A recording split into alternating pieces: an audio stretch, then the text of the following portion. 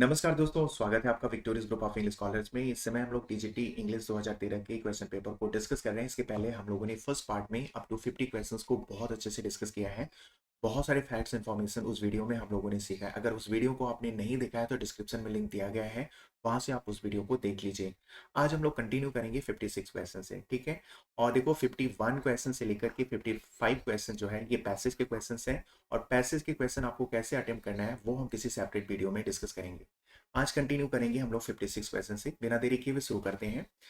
पूछा जा रहा है कि आपको बताना है कि ओथेलो की सेटिंग आपको बताना है। तो ये ओथेलो जो है प्ले विलियम शेक्सपियर के द्वारा लिखी गई है और इसकी सेटिंग है वेनिस। देखो सेटिंग से आपसे क्वेश्चन पूछा जाता है। इसी तरीके से आपको पता होना चाहिए डेनमार्क किसकी सेटिंग है, तो ये है हैमलेट की, ठीक है। एल्सिनोर इन डेनमार्क। और इंग्लैंड और स्कॉटलैंड ये दोनों किसकी सेटिंग है, ये है मैकबेथ की। इसी तरीके से आपको किंग लियर की भी सेटिंग पता होना चाहिए। किंग लियर की सेटिंग जो है वो है ब्रिटेन, ठीक है। तो सेटिंग से भी क्वेश्चन बनते हैं। नेक्स्ट आपसे पूछा जा रहा है क्वेश्चन, आपको जो है choose the correct verb. This paper appears twice weekly, ठीक है। यहाँ पे हैबिचुअल एक्शन की बात हो रही है, डेली रूटीन की बात हो रही है, इसलिए हमें सेंटेंस को कौन से टेंस में रखना पड़ेगा, सिंपल प्रेजेंट टेंस में रखना पड़ेगा। और सिंपल प्रेजेंट टेंस का यहाँ पे जो मेन वर्ब है वो है सिर्फ ऑप्शन सी में। ऑप्शन यहाँ पे सी करेक्ट हो जाएगा। इसी तरीके से अगर किसी सेंटेंस में यूनिवर्सल ट्रुथ हो, जनरल ट्रुथ हो, डेली रूटीन की बात हो और इवन जैसे हैबिचुअल एक्शन की बात हो, तो इस तरह के एक्शन को हम सदैव किस में रखते हैं, सिंपल प्रेजेंट टेंस में रखते हैं। और इसी के साथ ये भी आपको ध्यान में रखना है, अगर किसी सेंटेंस में एस्टरडे हो, अगो हो, लास्ट संडे, लास्ट मंडे, इस तरह का जो है कोई एडवर्ब आता है तो उस सेंटेंस को हमेशा हम किस में रखते हैं, सिंपल पास्ट टेंस में रखते हैं। वेरी वेरी इंपॉर्टेंट ये भी फैक्ट है, इसको भी आपको याद रखना है, यहां से भी क्वेश्चन बनते हैं। नेक्स्ट क्वेश्चन आपसे पूछा जा रहा है, select the correct option. There was a fly in the milk. Option यहाँ पे डी करेक्ट हो जाएगा। समझ में आ गया। देखो इसमें आपको सोचना ऐसे था कि जो व्यक्ति कह रहा है उसके लिए जो मिल्क है वो क्या था, डेफिनिट है। और डेफिनिट नाउन के पहले हम आर्टिकल द का यूज करते हैं। और कोई भी फ्लाई जो है उसमें आके गिर पड़ती है। तो कोई भी फ्लाई जो है, ये फ्लाई जो है ना इनडेफिनिट नाउन है और इनडेफिनिट नाउन के पहले हम आर्टिकल ए का यूज करते हैं। तो इसलिए there is a fly in the milk. बात समझ में आ गई। नेक्स्ट क्वेश्चन है, आपको यहाँ पे अप्रोप्रिएट प्रपोजिशन फिल करना है। तो देखो दे वर स्टेटमेंट अकस्टम्ड। अकस्टम हमेशा अपने साथ फिक्स प्रपोजिशन क्या लेता है, टू लेता है। और मैनेजमेंट हमेशा अपने साथ लेता है of. There were statement accustom to the management of great affairs. Option यहाँ पे सी करेक्ट होगा।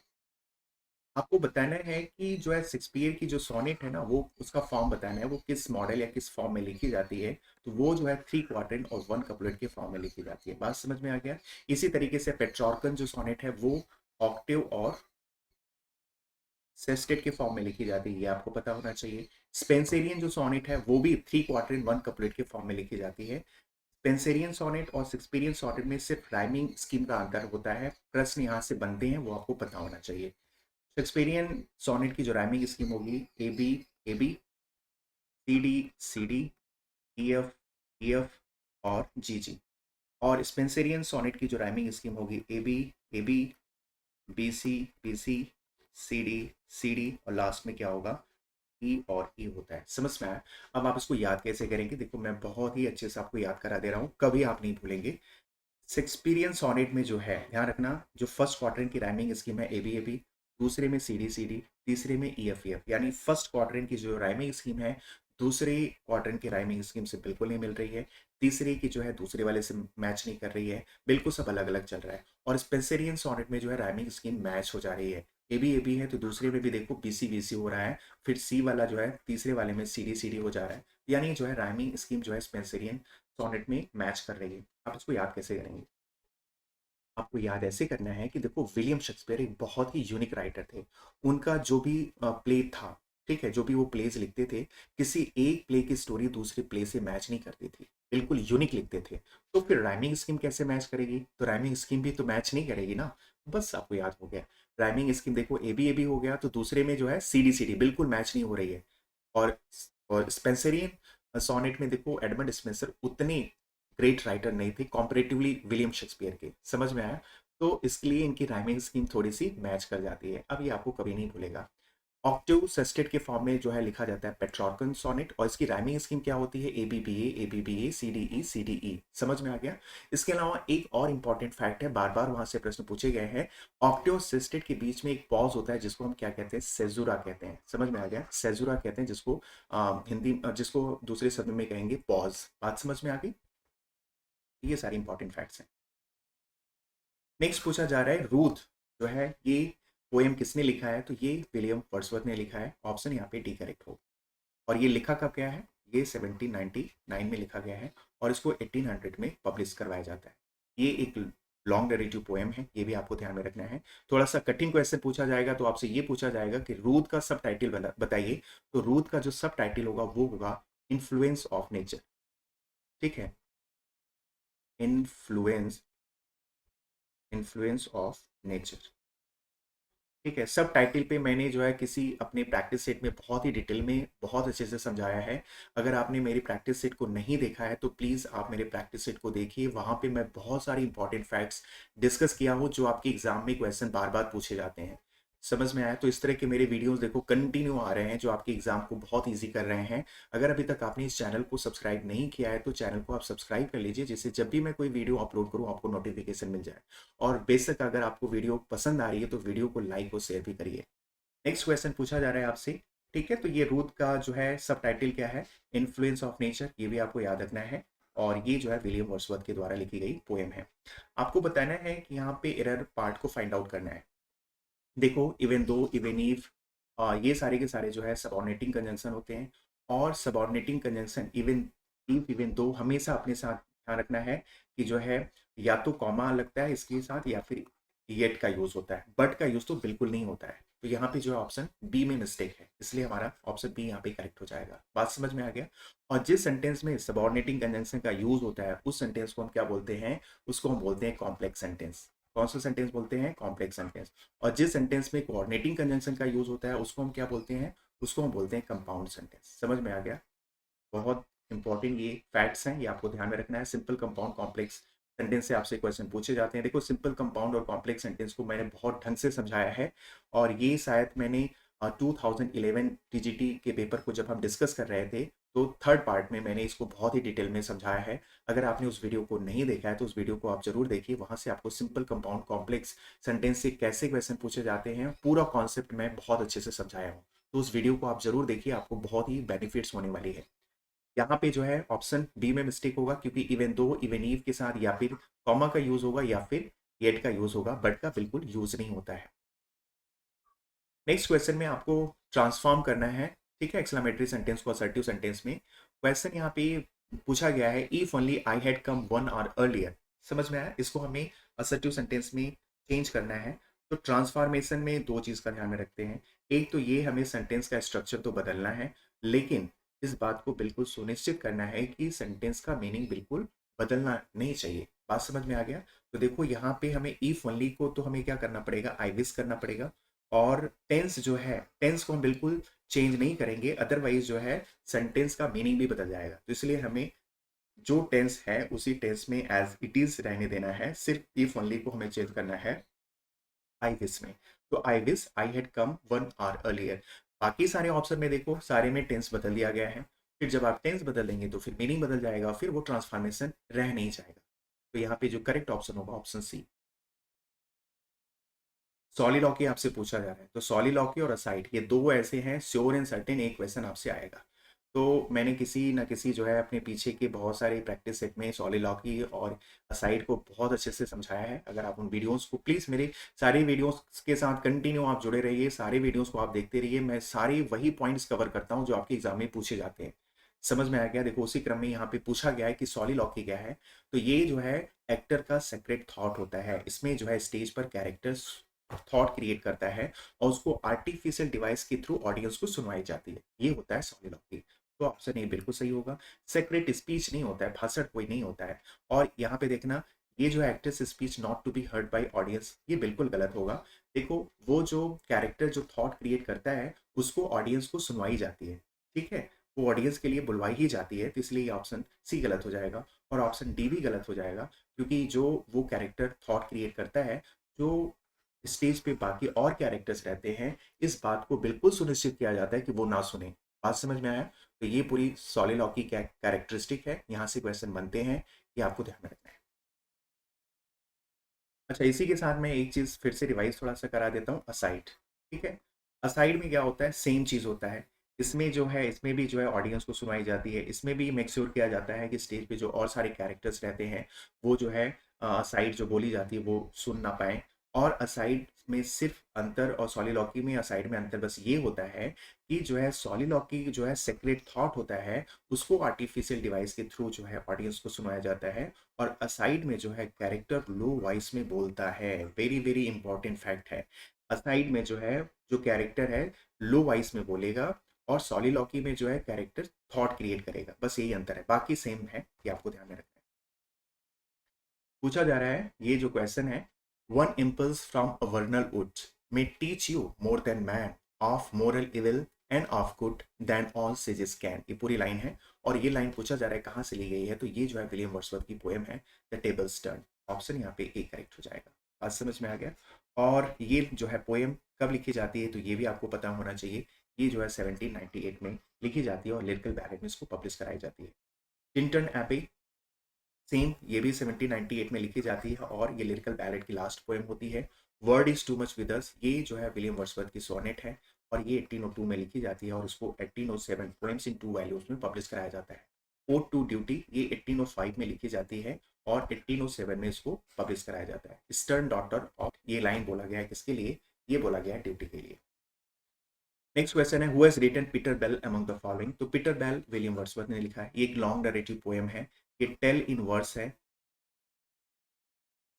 समझ में आया? और ये 1798 में लिखी जाती है, और पब्लिश कब होती है, ये पब्लिश किया जाता है 1819 में। समझ में आ गया? और 1819 में ही जो है सेम ईयर जो है पीवी शैली की भी एक पोएम आती है, पीटर बेल थर्ड करके आती है। बात समझ में आया? और ये जो है पीटर बेल थर्ड, ये विलियम वर्ड्सवर्थ के पीटर बेल पर एक पैरोडी होती है, तो ये भी आपको ध्यान में रखना है।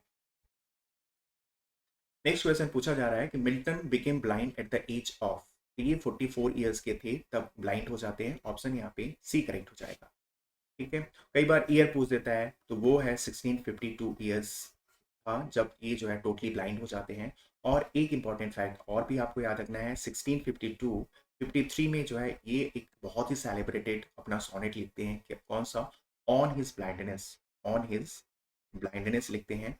और ये जो है पेट्रार्कन मॉडल पे लिखी गई सोनेट है, और इसको कब पब्लिश कराया जाता है, तो 1673 में इसको पब्लिश कराया जाता है। तो ये भी आपको ध्यान में रखना है। नेक्स्ट क्वेश्चन पूछा जा रहा है, Galsworthy's famous play silver box deals with. तो आपको बताना है सिल्वर बॉक्स किस थीम पर लिखी गई ये प्ले है, तो ये जो है इनइक्वालिटी ऑफ जस्टिस पर लिखी गई है। समझ में आया? कई बार जो है ऑप्शन में आपको देता है there are two laws, one for rich another for poor, तो बोथ आर सेम। ठीक है, इनइक्वालिटी ऑफ जस्टिस दे, या फिर there are two laws, one for rich another for poor, दोनों का मतलब सेम है। सिल्वर बॉक्स कब लिखी गई है, ये लिखी गई है 1906 में, प्रश्न पूछा जा चुका है। ये कितने एक्ट की प्ले है, 3 एक्ट की प्ले है, ये भी आपको ध्यान में रखना है। इसी तरीके से स्ट्राइफ, समझ में आया? स्ट्राइक किस थीम पर लिखी गई है, तो लेबर डिस्प्यूट पर लिखी गई है। कब ये लिखी गई है, 1909 में लिखी गई है। कितने एक्ट की प्ले है, ये भी 3 एक्ट की प्ले है। इसके अलावा जो है आपको याद रखना है जस्टिस। ठीक है, जस्टिस ये कब लिखी गई है, 1910 में। सब प्रश्न पूछे जा चुके हैं, जो मैं यहाँ पे बता रहा हूँ सारे इंपॉर्टेंट फैक्ट्स हैं। ये सारे पॉइंट्स आपको तैयार रखने हैं, यहाँ से प्रश्न बनते हैं, और यहाँ से क्वेश्चन जब पूछे जाएंगे तो आपको बिल्कुल गलत नहीं करना है। पूछा जाता है जस्टिस किस थीम पर लिखी गई है, तो इंग्लिश लीगल सिस्टम पर लिखी गई है। और ये कितने एक्ट की प्ले है, तो 4 एक्ट की प्ले है, ये आपको ध्यान में रखना है। एक और इनकी है लॉयलिटीज। लॉयलिटीज ये कब आती है, 1922 में आती है, और ये 3 एक्ट की प्ले है। और ये किस थीम पर लिखी गई, तो क्लास डिस्टिंक्शन पे लिखी गई है। ये आपको चारों जॉन गासवर्दी के प्ले तैयार रखने हैं, और जो पॉइंट्स मैंने अभी बताए हैं यहाँ से प्रश्न बनते हैं। ये सारे के सारे पॉइंट्स आप अच्छे से तैयार कर लो। नेक्स्ट आपसे पूछा जा रहा है आइलैंड फेरिसिस, ये किसके द्वारा लिखी गई है। आसान क्वेश्चन है, जॉन गासवर्दी के द्वारा। लेकिन कुछ और इंपॉर्टेंट फैक्ट्स है, वो भी आप तैयार रखना। ये कब लिखी जाती है, 1904 में लिखी जाती है। और इसके साथ एक चीज और होता है कि आइलैंड फेरिसिस जब पब्लिश होती है, तो पहली बार ये जो नॉवल है, समझ में आया, आइलैंड फेरिसिस ये नॉवल है, तो इस नॉवल को जो है जॉन गासवर्दी जो है अपने नेम से जो है इसको पब्लिश करवाते हैं। इसके पहले गाल जॉन गासवर्दी की जितने सारे प्लेस या शॉर्ट स्टोरी या फिर नॉवेल्स जो पब्लिश हुए थे, वो स्यूडोनिम जॉन टिन जॉन, ठीक है, इस टाइटल से पब्लिश होता था। ठीक है। और ये आइलैंड फेरिसिस ये फर्स्ट नॉवेल होता है जिसको पहली बार जो है जॉन जो ये स्यूडोनिम था उसको ड्रॉप किया जाता है और जॉन गाल्सवर्दी इसको अपना नेम देकर के इसको पब्लिश करवाते हैं। पूरी बात समझ में आ गई? तो ये सारी इंपॉर्टेंट फैक्ट्स हैं। नेक्स्ट पूछा जा रहा है आपसे, यहाँ पे ब्लैंक में करेक्ट वर्ड आपको फिल करना है। तो यहाँ पे जो करेक्ट वर्ड आएगा वो सिंस आएगा। सिंस यू विश इट, चूंकि आप इसकी इच्छा रखते हैं, इट्स एल बी डन। बाकी आप हैविंग तो बिल्कुल लगा ही नहीं पाओगे, बिल्कुल इनएप्रोप्रिएट है, विद भी इनएप्रोप्रिएट रहेगा। फॉर में थोड़ा सा आपको कंफ्यूजन हो सकता है, बट यहाँ पे मोस्ट अप्रोप्रिएट यहाँ पे सिंस होगा। वाइज करना है तो वाइज जब भी आपको एक्टिव से पैसिव बनाना है, मैं आपको हमेशा एडवाइस करता हूँ आप हेल्पिंग वर्ब से करें। एक्यूरेसी भी रहेगी, टाइम की भी बचत होगी। सिंपल पास्ट टेंस का ये सेंटेंस दिया गया है, समझ में आ गया? और चूंकि यू यहाँ पे ऑब्जेक्ट है, ये बनेगा सब्जेक्ट, और पैसिवाइज बनाते समय वर्ब लगाना पड़ेगा। समझ में आया? ऑप्शन बी और ऑप्शन डी हम ऐसे ही काट देंगे, क्योंकि वॉस का यूज होगा नहीं, डिड का यूज होगा नहीं। बस अब हमें ए और डी में चेक करना है। और यहाँ पे देखो डिफ्रॉडेड के बाद यहाँ पे टू कर दिया गया है, जबकि क्वेश्चन में डिफ्रॉड के बाद हमें ऑफ आया है, तो आप किसी प्रपोजिशन को नहीं हटाएंगे। समझ में आया? आप टेंस बदलिए, सब्जेक्ट को ऑब्जेक्ट, ऑब्जेक्ट को सब्जेक्ट करिए, बट आप कोई प्रपोजिशन आया है किसी जो है वर्ब के साथ, किसी एडजेक्टिव के साथ, किसी एडवर्ब के साथ, तो आप उसको नहीं बदल सकते हैं। तो यहाँ पे जो मोस्ट अप्रोप्रिएट ऑप्शन होगा ऑप्शन डी हो जाएगा। Why were you defrauded of your earnings by? पूछा जा रहा है कि आपको बताना है कि जॉन गॉसवर्दी ने जो है नाइटहुड का जो अवार्ड है कौन से ईयर में उन्होंने रिफ्यूज किया था।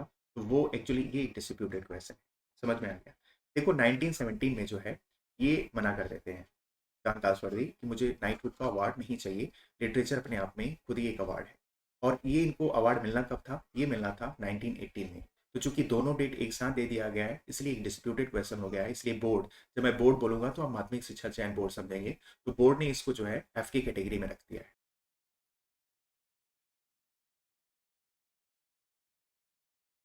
नेक्स्ट है आपको यहाँ पे ब्लैंक्स को फिल करना है। She gave him what's he wanted. Option यहाँ पे ए करेक्ट हो जाएगा। ठीक है, तो उसने जो है उसको वही दिया जो वो चाहता था। तो ऑप्शन यहाँ पे मोस्ट अप्रोप्रिएट यहाँ पे ए हो जाएगा। बाकी आप कोई भी ऑप्शन यहाँ पे रख के चेक कर लो, कोई भी यहाँ पे अप्रोप्रिएट मीनिंग नहीं आएगा। पूछा जा रहा है कि आपको करेक्ट प्रपोजिशन फिल करना है। तो देखो विक्टिम हमेशा अपने साथ प्रपोजिशन क्या लेता है? टू। ऑप्शन ए करेक्ट हो जाएगा। Volpone fell a victim to his own greed. समझ में आ गया? तो यहाँ पे विक्टिम विक्टिम हमेशा अपने साथ प्रपोजिशन टू लेता है, ये आपको ध्यान में रखना है।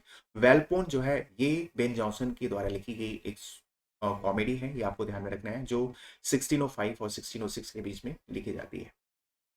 आपको बताना है प्लेगियरिज्म क्या होता है। तो प्लेगियरिज्म जो होता है ना वो लिटरेरी थेफ्ट होता है, साहित्यिक चोरी को हम क्या कहते हैं? प्लेगियरिज्म। ऑप्शन यहाँ पे बी करेक्ट हो जाएगा।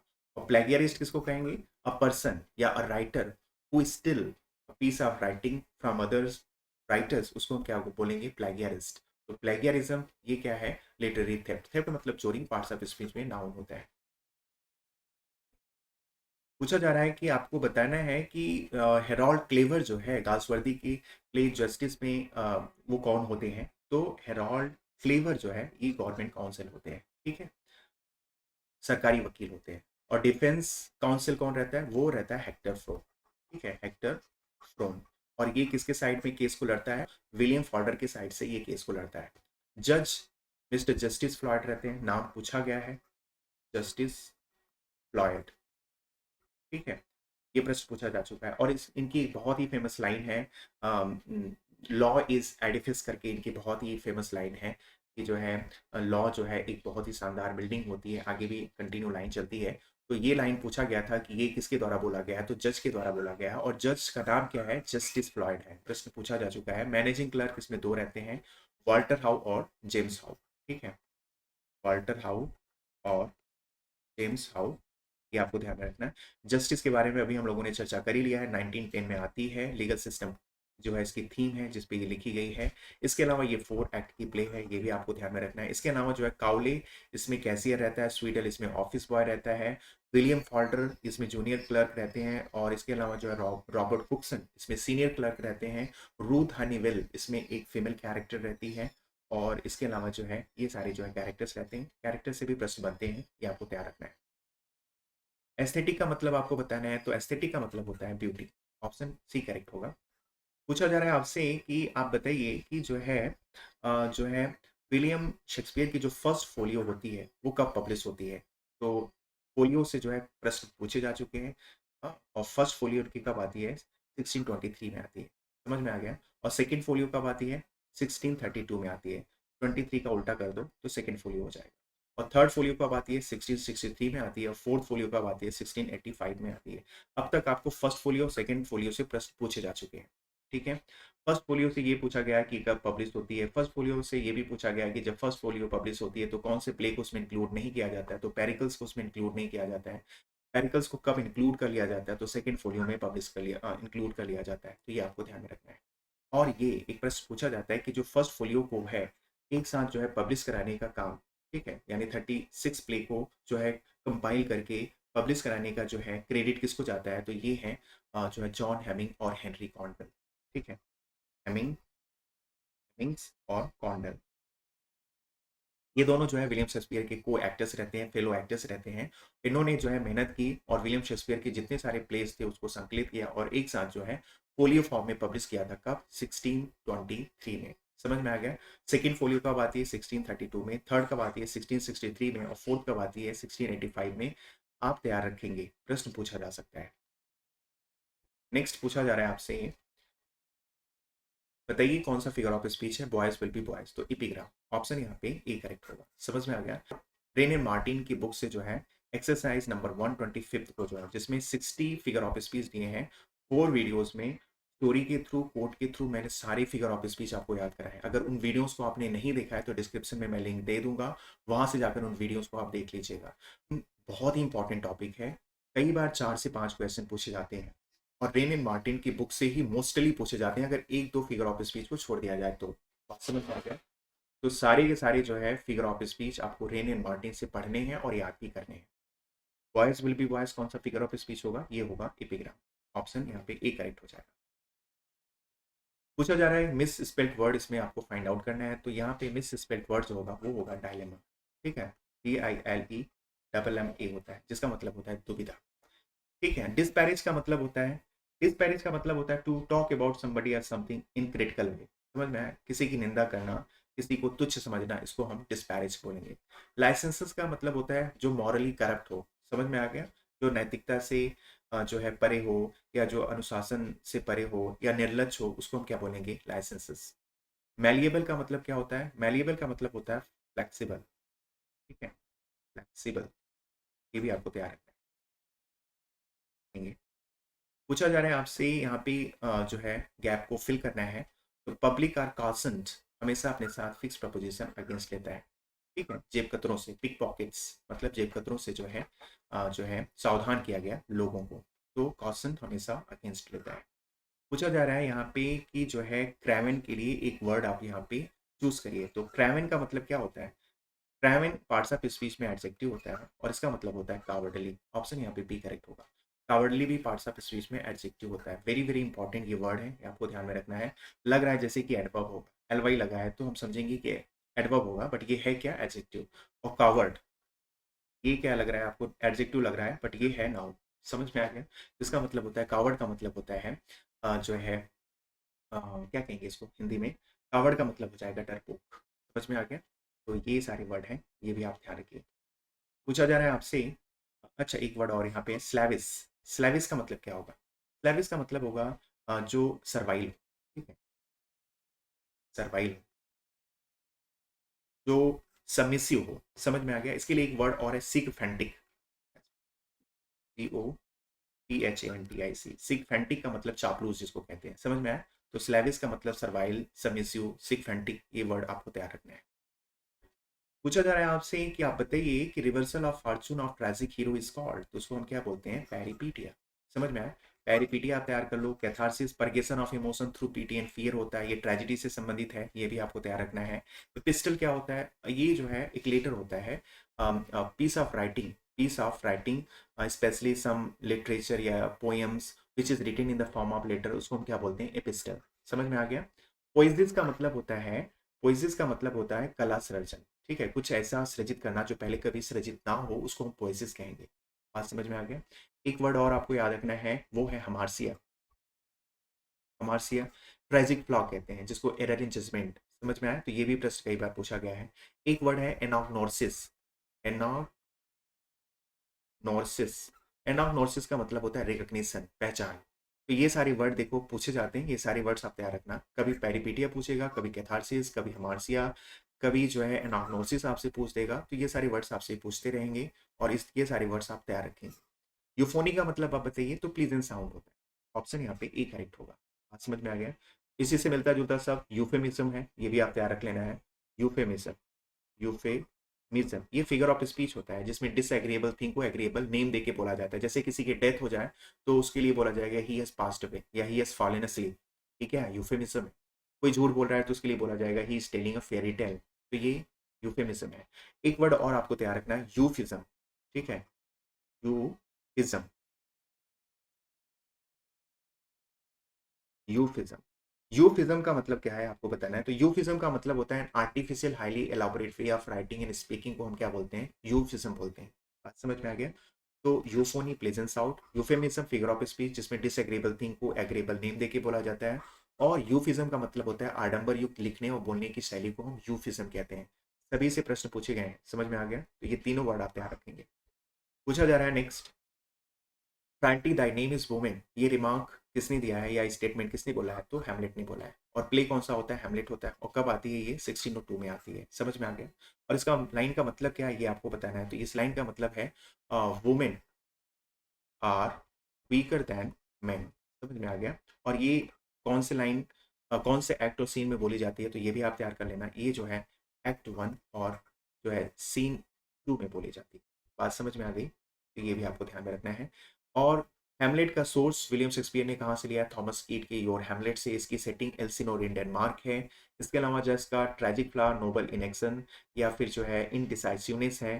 किंग लियर, ये भी आपको ध्यान रखना है, ये 1605 में आती है। इसका सोर्स विलियम शेक्सपियर ने दो जगह से लिया है। एक Holinshed chronicles of England, Scotland, Ireland से लिया है और दूसरा true chronicle history of King Lear से लिया है। तो ये भी आपको ध्यान रखना है। ब्रिटेन इसकी सेटिंग होती है। और इसका ट्रेजिक फ्लॉ क्या होता है? तो इसका ट्रेजिक फ्लॉ होता है सेल्फ डेल्यूजन या ह्यूब्रिस होता है। मैकबेथ, इसकी जो सेटिंग कहाँ होती है? इसका सेटिंग जो है स्कॉटलैंड होती है। और इसका जो है ट्रेजिक फ्लॉ वॉल्टिंग एम्बिशन या कई बार एम्बिशन दोनों दिया रहता है। और इसके अलावा जो है ये भी आपको ध्यान में रखना है कि इसका सोर्स विलियम शेक्सपियर ने कहाँ से लिया है? तो Holinshed chronicles of England, Scotland, Ireland से लिया है। ओथेलो की सेटिंग कहाँ है? वेनिस है। ये कब आती है? 1604 में आती है। और मैकबेथ कब आती है? 1606 में आती है। और ओथेलो की सेटिंग जो है वेनिस है और सोर्स विलियम शेक्सपियर ने सिंथियोस के हेकेटोमेथी से लिया है। ये आपको ध्यान में रखना है। और जेलिसी इस प्ले की ट्रेजिक फ्लॉ है। तो देखो ट्रेजिक फ्लॉ, सोर्स, सेटिंग और उसके अलावा जो है डेट कब लिखी जाती है, इससे प्रश्न बनते हैं। और कोई ऐसा ईयर ना है जिसमें जो है कोई ना कोई एक क्वेश्चन यहाँ से पूछा नहीं गया हो। तो जो पॉइंट्स मैंने आपको बताया ये सब आपको याद कर लेना है, यहाँ से प्रश्न बनेंगे। आपसे पूछा जा रहा है यहाँ पे पैसिव वॉइस का इसमें कंस्ट्रक्शन कौन सा है? तो चूंकि देखो ये इंपरेटिव सेंटेंस है और इंपरेटिव सेंटेंस में जो ऑर्डर देने वाले स्टेटमेंट होते हैं उसका पैसिव वॉइस बनाते समय जो कंस्ट्रक्शन होता है, लेट होता है, ऑब्जेक्ट होता है, बी होता है, वर्ब का थर्ड फॉर्म होता है और उसके अलावा जो है अदर्स होते हैं। समझ में आया? तो इस कंस्ट्रक्शन पे कौन सा स्टेटमेंट लिखा गया है? तो ये है option D, let plus object है। फिर बी है, यहाँ पे एक्चुअली टाइपिंग मिस्टेक है, गिवन होना चाहिए। तो let plus object plus B plus verb का थर्ड फॉर्म है। तो यहाँ पे जो पैसिव वॉइस का कंस्ट्रक्शन ऑप्शन डी में दिया है। पोएटिक जस्टिस, ये टर्म है, इसको किसने इन्वेंट किया है पूछा जा रहा है। तो ये इन्वेंट करने वाले हैं थॉमस राइमर। ऑप्शन यहाँ पे सी करेक्ट हो जाएगा। बात समझ में आ गया? और इसमें होता है क्या पोएटिक जस्टिस? पोएटिक जस्टिस में ये होता है किसी प्ले में जो है कोई अगर गुड कैरेक्टर है उसको रिवार्ड देना और जो बैड कैरेक्टर है उसको पनिश करना। ये जो है पोएटिक जस्टिस का मतलब होता है। और ये जो टर्म है इसको जो है थॉमस राइमर ने जो है the tragedy of last age considered में, समझ में आ गया? द ट्रेजिडी ऑफ लास्ट, ठीक है, एज कंसीडर में ये टर्म को इन्होंने क्वाइन किया है। और ये इनका वर्क कब आता है? तो ये भी आप याद रख लीजिए, 1678 में। समझ में आए? हालांकि ये इतना इंपॉर्टेंट है नहीं बट यू शुड नो, आप जानते रहिए। तो पोएटिक जस्टिस ये जो है थॉमस राइमर ने क्वाइन किया और कहाँ किया है? The tragedy of last age considered में। और ये कब आती है? 1678 में आती है। बात समझ में आ गया? तो ये आपको ध्यान रखना है। नेक्स्ट क्वेश्चन है लिरिक क्या होता है, आपसे पूछा जा रहा है। तो लिरिक देखो एक सिंगल थीम पर लिखी जाने वाली पोएम है, इसमें इंटेंस इमोशन होते हैं, शॉर्ट पोएम होता है, ये सारे कैरेक्टरिस्टिक होते हैं लिरिक के, और ये सारे कैरेक्टरिस्टिक आपको ऑप्शन सी में मिल रहे हैं। A short poem in which the poet expresses his intense personal feelings, तो ऑप्शन यहाँ पे सी करेक्ट होगा। Long poem written in the form of address, इसको तो हम क्या बोलेंगे, ओड बोलेंगे। A poem written in the praise of God, इसको हम क्या बोलेंगे, इसको हम बोलेंगे साम। ठीक है, इसको हम साम बोलेंगे, पीस में साइलेंट रहता है। तो यहाँ पे जो करेक्ट ऑप्शन होगा ऑप्शन सी हो जाएगा। सिंगल थीम होती है, शॉर्ट पोएम होता है, और इसमें इंटेंस इमोशन होती है, किसमें, लिरिक में। रोमांटिक एज के जो राइटर्स हैं वो जो है मोस्टली कैसे पोएम लिखते थे, वो लिरिकल पोएम्स लिखते थे। समझ में आ गया। Find out the correct spelling of the word, यहाँ पे जो करेक्ट स्पेलिंग होगा वो होगा एलिक्सर। ठीक है, एलिक्सर हिंदी में इसको अमृत कहेंगे, और इसका मतलब होता है अ मैजिकल और मेडिकल पोशन। ठीक है, एलिक्सर, ELIXIR। पूछा जा रहा है, आप बताइए, who revise the King Lear so that Cordelia could Mary Edgar at the end. देखो होता ये है कि नाहुम टेट जब विलियम शेक्सपियर के प्ले को पढ़ते हैं किंग लियर को, तो लास्ट में जो है कॉर्डेलिया को क्या कर दिया जाता है, हैंग कर दिया जाता है, उसको फांसी पर चढ़ाया जाता है। तो इस बात से नाहुम टेट बड़े दुखी होते हैं, और ये जो है विलियम शेक्सपियर को थोड़ा कंप्लेन भी करते हैं कि इन्होंने जो है कॉर्डेलिया के साथ जो है पोएटिक जस्टिस नहीं किया। कारण ये था कि पोएटिक जस्टिस इतनी इनोसेंट कैरेक्टर रहती है, लेकिन फिर भी जो है उसको उन्होंने लास्ट में ऐसा दिखाया कि उसको हैंग्ड किया गया। तो कॉर्डेलिया के साथ पोएटिक जस्टिस हो सके, इसके लिए नाहुम टेट ने जो है किंग लियर को फिर से लिखा, और किस टाइटल से लिखा, द हिस्ट्री ऑफ किंग लियर लिखा। समझ में आया। और ये कब लिखे थे, 1681 में लिखे थे। समझ में आ गया। और इसमें इन्होंने बस यही दिखाया था कि लास्ट में जो है कॉर्डेलिया की जो है एडगर के साथ क्या हो जाता है, मैरिज हो जाता है। बात समझ में आ गया। तो ये नाहुम टेट ने जो है रिवाइज किया था किंग लियर को। ऑप्शन यहाँ पे ए करेक्ट होगा। नाहुम टेट एक आयरिश पोएट है होते हैं, और इनको जो है पोएट लॉरेट भी बनाया जाता है 1692 में। बात समझ में आ गई। चलिए आगे बढ़ते हैं। पूछा जा रहा है, little we see in nature that is ours, ये लाइन कहाँ से कोटेड है, ये पूछा जा रहा है। तो ये है word, the word is too much with us से। समझ में आया। ये विलियम वर्ड्सवर्थ की सोनेट है, 1802 में लिखी जाती है, और पोएम्स इन 2 वॉल्यूम 1807 में इसको पब्लिश कराया जाता है। समझ में आ गया। Ode on intimation of immortality, ode, ये इनकी ओड है, और ये 1803 से लेकर 1806 के बीच में लिखी जाती है, और 1807 में इसको भी पोएम्स इन 2 वॉल्यूम्स में पब्लिश कराया जाता है। और एक यहाँ पे इंपॉर्टेंट फैक्ट ये भी ध्यान रखना, the child is the father of man, ode on intimation of immortality, ode की फर्स्ट लाइन होती है। इसके अलावा जो है ये 11 स्टेंजास में लिखी गई पोएम होती है, ये भी आपको ध्यान में रखना है। लूसी ग्रे, ये जो है 1799 में लिखी जाती है, और 1800 में इसको सेपरेटली जो है पब्लिश कराया जाता है, ये आपको ध्यान में रखना है। ठीक है, ये lyrical ballad, preface to the lyrical ballad का ये पार्ट नहीं होता है, ये भी आपको ध्यान में रखना है। Lyrical preface to the lyrical ballad जो 1800 में आती है, ध्यान रखना है, उसमें जो है लूसी पोएम्स आते हैं, जिसमें 5 पोएम्स होते हैं, बट लूसी ग्रे ये सेपरेटली पब्लिश होती है, ये आपको ध्यान में रखना है। और लूसी ग्रे का जो सब टाइटल है सॉलिट्यूड है, ये भी आप तैयार कर लेना। ठीक है, सॉलिट्यूड, ये लूसी ग्रे की सब टाइटल है, जस्ट पूछा जा सकता है। नेक्स्ट क्वेश्चन है, आपसे पूछा जा रहा है, how many parts are there in prelude, तो 14 पार्ट्स होते हैं। ऑप्शन यहाँ पे सी करेक्ट होगा। समझ में आ गया। इसके अलावा ये भी आप तैयार रखना है आपको कि प्रिलूड जो है ये 1805 में विलियम वर्ड्सवर्थ ने इसको कंप्लीट किया था, 1850 में इसको पब्लिश कराया गया था। इन सबसे प्रश्न पूछा गया है। इसका जो है सब टाइटल है ग्रोथ ऑफ पोएट्स माइंड, ये विलियम वर्ड्सवर्थ की ऑटोबायोग्राफिकल पोएम है, ब्लैंक वर्स में लिखी गई ये पोएम है। ये सारे भी इंपॉर्टेंट फैक्ट्स हैं प्रिलूड से रिलेटेड। पूछा जा रहा है कि एडम जो कैरेक्टर है विलियम शेक्सपियर के कौन से प्ले में आता है, तो ये आता है एज यू लाइक इट में। ये जो है ऑरलैंडो का सर्वेंट होता है, ये आपको ध्यान में रखना है। और एज यू लाइक इट ये कब आती है, ये आती है 1599 में। समझ में आ गया। जो है थॉमस लॉज के रोजलिंड से लिया है, ये भी आपको ध्यान में रखना है। मेरी वाइफ्स ऑफ विंडसर, ये जो है कब आती है, ये आपको बताना है। तो ये जो आती है 1597 में आती है। समझ में आया। 12th नाइट ये 1600 में आती है। और टेम्पेस्ट ये कब आती है, ये आती है 1611 में। और टेम्पेस्ट विलियम शेक्सपियर की लास्ट प्ले होती है, जिसको स्वान सॉन्ग भी कहा जाता है, ये आपको ध्यान में रखना है। जितने सारे पॉइंट्स मैं आपको बता रहा हूँ वेरी वेरी इंपॉर्टेंट पॉइंट्स है, यहाँ से प्रश्न बनते हैं। ये सारे पॉइंट्स तो आप बिल्कुल तैयार रखेंगे, आप एडिशनल जितना चाहे उतना कर लो, बट जितने पॉइंट्स मैं आपको बता रहा हूँ इतने पॉइंट्स आप तैयार कर लेंगे, आपका सिलेक्शन 100% श्योर है। बात समझ में आ गया। चलिए आगे बढ़ते हैं, पूछा जा रहा है हैमलेट एंड हिज प्रॉब्लम, ये किसने लिखा है? तो ये जो है टी एस इलियट ने लिखा है। ऑप्शन यहाँ पे बी करेक्ट होगा। देखो, टी एस इलियट की एक बुक आती है 1920 में, वो आती है सैक्रेड वुड। समझ में आ गया कौन सी आती है? सैक्रेड वुड आती है। और ये कब आती है? 1920 में आती है। और इसमें 20 एसेज भी रहते हैं। कितने एसेज रहते हैं? 20 एसेज रहते हैं, जिसमें से कुछ इनके क्रिटिकल एसेज भी रहते हैं। उस क्रिटिकल एसेज से बार बार प्रश्न बनते हैं। समझ में आया? जैसे कि हैमलेट एंड हिज प्रॉब्लम, ये इनकी एक क्रिटिकल एसे है। समझ में आ गया? इसके अलावा जो है मेटाफिजिकल पोएट्स, ठीक है, इसके अलावा जो है ट्रेडिशन एंड इंडिविजुअल टैलेंट, ये सारे जो है इनके क्रिटिकल एसेज हैं। यहाँ से बार बार प्रश्न पूछे जाते हैं। हेमलेट इन इस प्रॉब्लम से एक प्रश्न ये भी पूछा जाता है, ऑब्जेक्टिव को रिलेटिव एक टर्म है, ये जो है टी एस इलियट ने अपने कौन से ऐसे में दिया है? तो ये हेमलेट इन इस प्रॉब्लम में दिया है। तो ये भी प्रश्न पूछा गया है। पूछा जाता है dissociation of sensibility, unification of sensibility, ये टर्म्स जो है ये टर्म्स जो है टी एस इलियट ने अपने कौन से ऐसे में दिया है? तो ये मेटाफिजिकल पोएट्स में दिए हैं। तो ये भी आपको ध्यान में रखना है। तो यहाँ से प्रश्न बार बार बनते हैं। ये सारे पॉइंट्स जो मैं आपको बता रहा हूँ, ये आपको बिल्कुल अच्छे से तैयार रख लेना है। अच्छा, नेक्स्ट क्वेश्चन आपसे पूछा जा रहा है, what kind of the work is Samson Agonistes? ये एक वर्ड्स प्ले है। ऑप्शन ए करेक्ट हो जाएगा। समझ में आ गया? और ये ग्रीक मॉडल पे लिखी गई ट्रेजेडी है। और ये कब पब्लिश होती है? तो ध्यान रखना 1671 में। साथ में जो है पैराडाइज रीगेंट भी पब्लिश होती है सैमसन एग्निस्ट के। और सैमसन एग्निस्ट से जो है कुछ और इंपॉर्टेंट क्वेश्चन जो पूछे जाते हैं, जैसे कैरेक्टर्स पूछा जाता है इसमें जो है, जैसे डेलिला, हरफा, और इसके अलावा जो है मैनोआ, ठीक है, ये सारे कैरेक्टर जो है सैमसन एग्निस्ट के हैं। ये यहाँ से प्रश्न पूछे जा चुके हैं। समझ में आ गया? तो ये सारे फैक्ट्स आप तैयार रखना, यहाँ से प्रश्न आपसे पूछे जाएंगे। पूछा जा रहा है कि टू काउंट अपॉन का मतलब बताइए, तो इसका मतलब हो जाएगा टू डिपेंड अपॉन। ऑप्शन यहाँ पे डी करेक्ट होगा। नेक्स्ट क्वेश्चन है, लाइफ ऑफ मिल्टन, ये किसने लिखा है? तो ये लिखा है सैमुअल जॉनसन ने।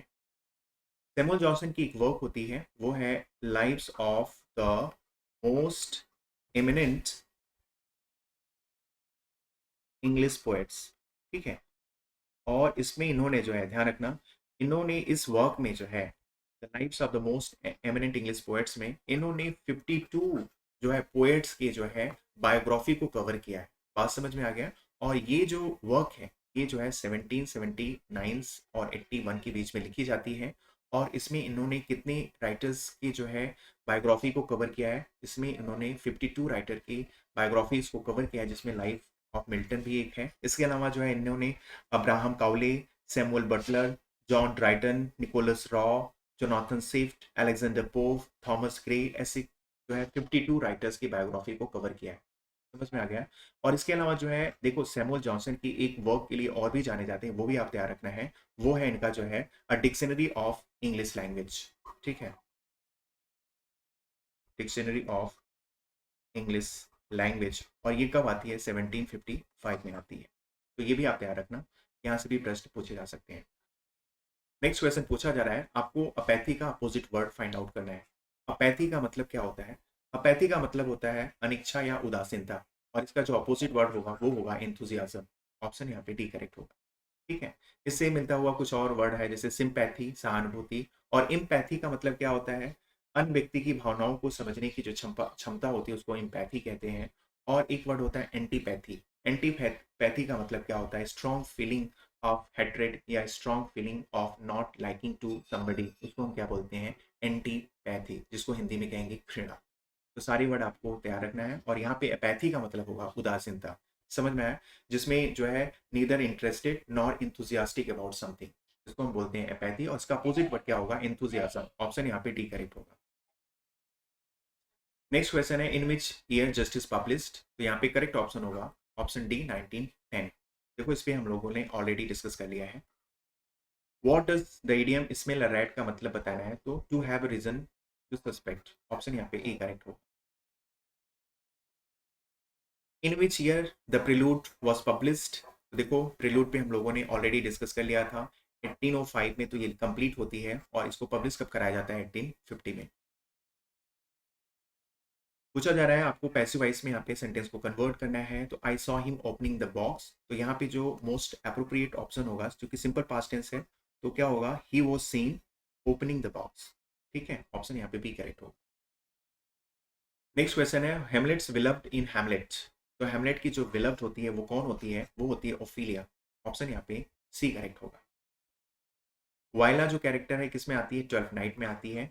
और ये भी ध्यान में रखना है, वायला जब अपने आप को डिस्गाइज करती है तो अपना नाम क्या रखती है? तो उसका नाम होता है सिजेरियो।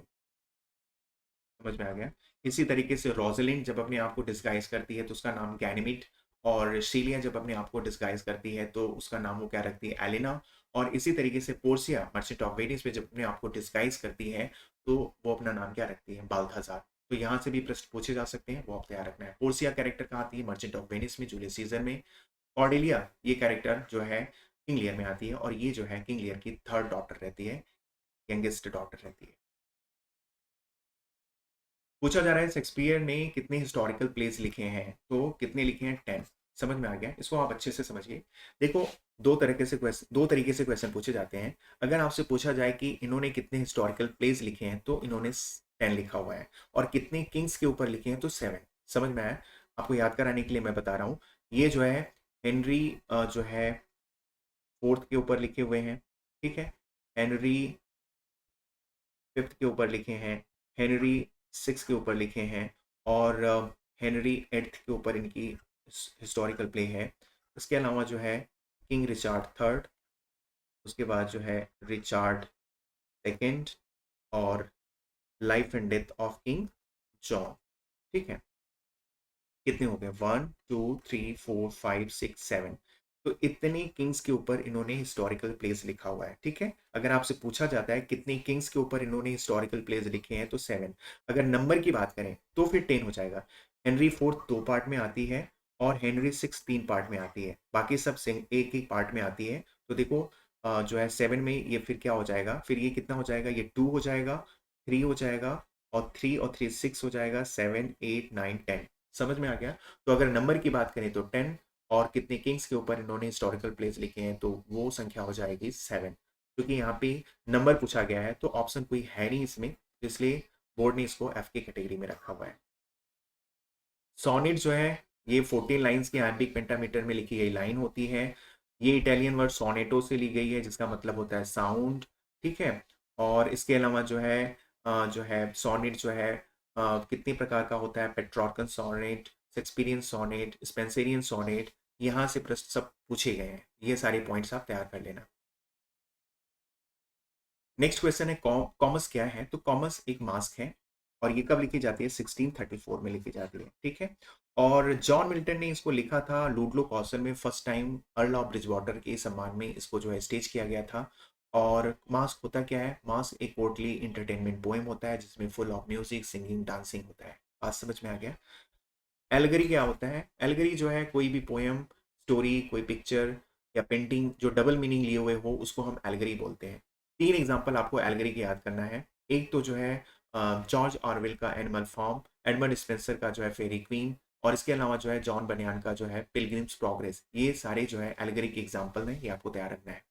जॉर्ज ऑरवेल का एनिमल फार्म जब आप पढ़ोगे तो उसमें जो है 2 स्टोरी मिलेगा। एक तो एनिमल कैरेक्टर के द्वारा स्टोरी जो दिखाई जाती है वो तो रहती ही है, इसके पीछे एक और भी स्टोरी रहती है, वो रहती है 1917 में रशियन रिवॉल्यूशन में क्या कुछ हुआ था वो भी इसमें दिखाया जाता है। किस तरह से जोसेफ स्टालिन का उदय होता है ये भी स्टोरी आपको एलगरी में जो है जॉर्ज ऑरवेल के एनिमल फार्म में दिखेगी। तो इसलिए वो किसका एग्जाम्पल है? वो है एलगरी का। क्यों? क्योंकि इसमें दो दो स्टोरी एक साथ दिखाई या बताई जाती है।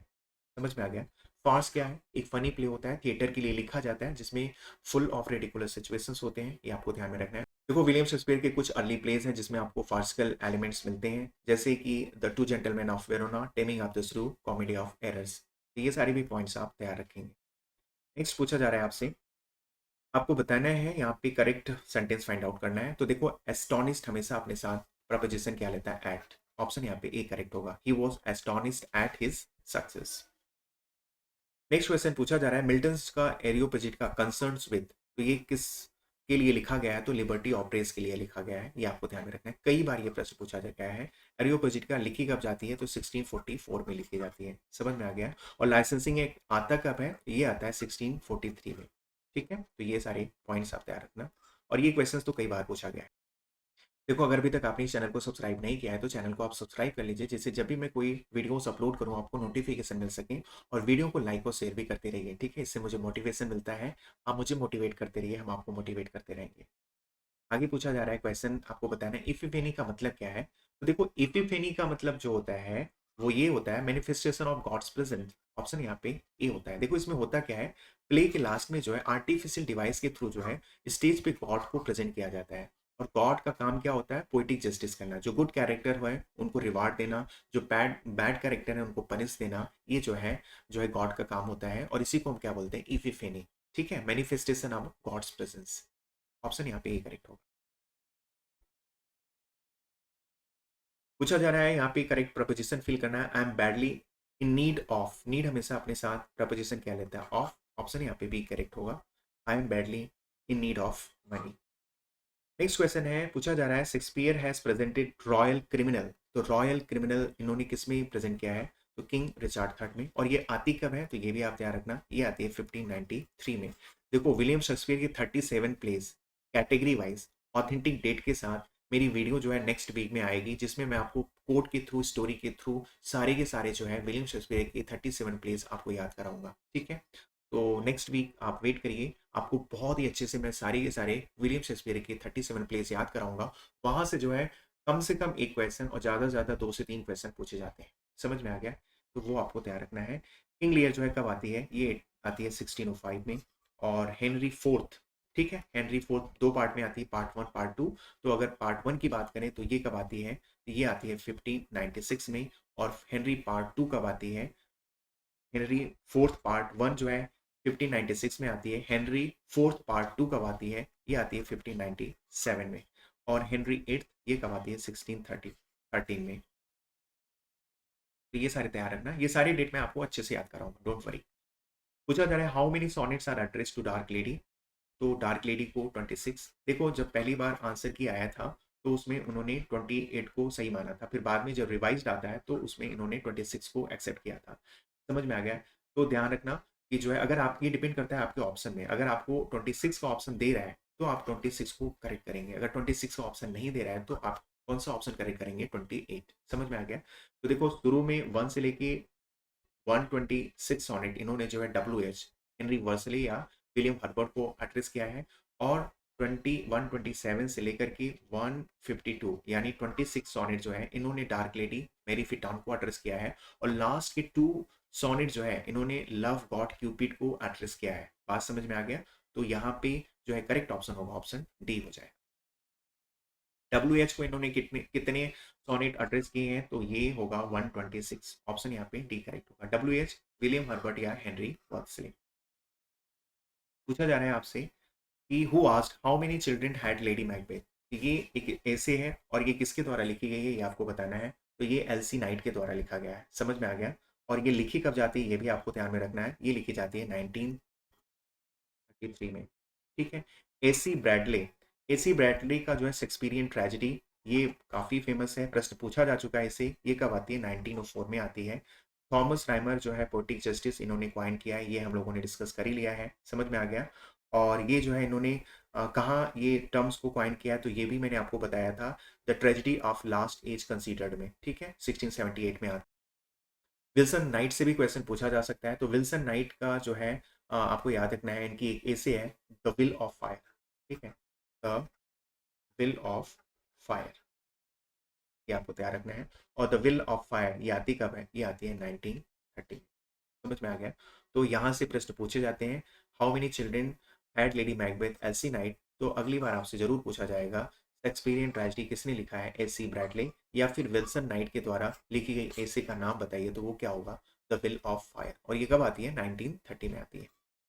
पूछा जा रहा है who considered romanticism liberalism in literature. तो देखो, इसमें कोई भी ऑप्शन यहाँ पे ऑप्शन करेक्ट नहीं है, इसलिए माध्यमिक शिक्षा चयन बोर्ड ने इसको एफ की कैटेगरी में रखा है। इसका जो करेक्ट ऑप्शन होगा वो होगा विक्टर ह्यूज, ठीक है। ऑप्शन यहाँ पे कोई भी करेक्ट नहीं है, इसलिए एफ की कैटेगरी में इसको रखा गया है। नेक्स्ट पूछा जा रहा है who is known as the fourth witch in Shakespeare's women characters. तो यहाँ पे जो करेक्ट ऑप्शन होगा वो होगा लेडी मैकबेथ। और ये स्टेटमेंट किसने दिया है, तो जर्मन पोएट गोथे ने दिया है, ये भी आपको ध्यान में रखना है, समझ में आ गया है। और ये गोथे ने स्टेटमेंट क्यों दिया है, तो लेडी मैकबेथ के जो है विलेनस नेचर, बोल्डनेस और क्रुएलिटी को देख करके जो है गोथे ने जो है ये एक तरह से जो है इपिथेट, ठीक है, लेडी मैकबेथ को उन्होंने दिया है कि वो क्या है, एक फोर्थ विच है, एक नेगेटिव एपिथेट है। समझ में आया। कॉर्डेलिया कैरेक्टर कहाँ आती है, कॉर्डेलिया कैरेक्टर किंग लियर में आती है। गर्ट्रूड ये जो है हैमलेट में प्रिंस हैमलेट की मदर रहती है। और डेस्डेमोना ये कैरेक्टर जो है कहाँ आती है, ये आती है ओथेलो में। पूछा जा रहा है यहाँ पे करेक्ट प्रपोजिशन फिल करना है। सी इज एग्नोरेंट हमेशा अपने साथ ऑफ लेता है, ऑप्शन यहाँ पे बी करेक्ट होगा। Milton's poetic style is generally regarded as, तो ग्रैंड स्टाइल रिगार्डेड किया जाता है। और ये स्टेटमेंट किसने दिया है, ये स्टेटमेंट मैथ्यू और नॉर ने दिया है, ये भी आप ध्यान रखना। नेक्स्ट क्वेश्चन है, आपको जो है सेंटेंस को इनडायरेक्ट में कन्वर्ट करना है। तो सेंटेंस है, do you right a good hand he said. ये देखो इंट्रोगेटिव सेंटेंस है। इंट्रोगेटिव सेंटेंस का इनडायरेक्ट बनाते समय सेड या सेड टू को हम आस्क में बदलते हैं, तो सब जगह लगा हुआ है। इफ या वेदर का यूज करते हैं तो वेदर देखो सभी में लगा हुआ है। और यहाँ पे जो करेक्ट ऑप्शन होगा, यहाँ पे देखो ऑप्शन यहाँ पे ए करेक्ट हो जाएगा, ठीक है। यहाँ पे देखो टेंस में चेंज हुआ नहीं है, ऑप्शन सी डी ऐसे गलत हो जाएगा। और यहाँ पे देखो जब भी कोई आपको ही सेड के बाद कोई भी ऑब्जेक्ट नहीं दिया रहता है, तो आप जनरली जो है मी आप एज्यूम कर लेते हैं, ठीक है। और मी एज्यूम करके आप इनडायरेक्ट बनाएंगे, तो इस अकॉर्डिंग यहाँ पे जो है ऑप्शन ए करेक्ट हो जाएगा, ठीक है। I wrote a good hand, क्योंकि सिंपल प्रेजेंट टेंस है, सिंपल प्रेजेंट का जो है टेंस सिंपल पास्ट में जाएगा, तो सिंपल पास्ट टेंस में हम क्या करते हैं, वर्ब का सेकेंड फॉर्म लगाते हैं। पूछा जा रहा है बराक क्या है, तो बराक एक स्टाइल है, ये आपको ध्यान में रखना है। ये 17-18 सेंचुरी में यूरोप की जो है बहुत ही प्रचलित भवन निर्माण की या वास्तुकला की एक शैली होती है। तो यहाँ पे correct option option B correct होगा। पूछा जा रहा है यहाँ पे करेक्ट यहाँ पे सेंटेंस को आपको आइडेंटिफाई करना है। तो यहाँ पे देखो जो करेक्ट सेंटेंस होगा, it was bitterly cold, option यहाँ पे डी करेक्ट होगा।